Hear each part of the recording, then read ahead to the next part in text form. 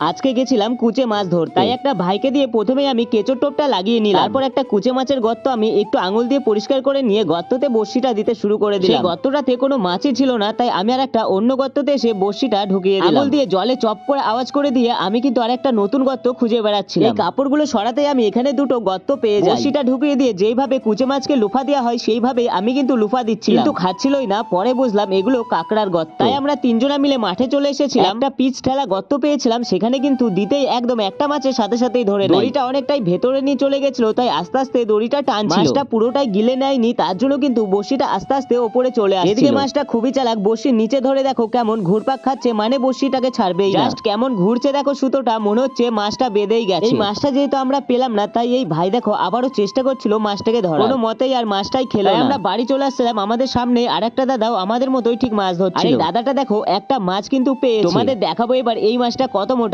তোমরা একটা অবশ্যই লাইক করে সাবস্ক্রাইব করে দাও। তারপর আমার সাথে যে ভাইটা এসেছিল সে দেখো মাছটা বার করেছে, বেশ মোটামুটি ভালোই বড় আছে আর মোটা আছে।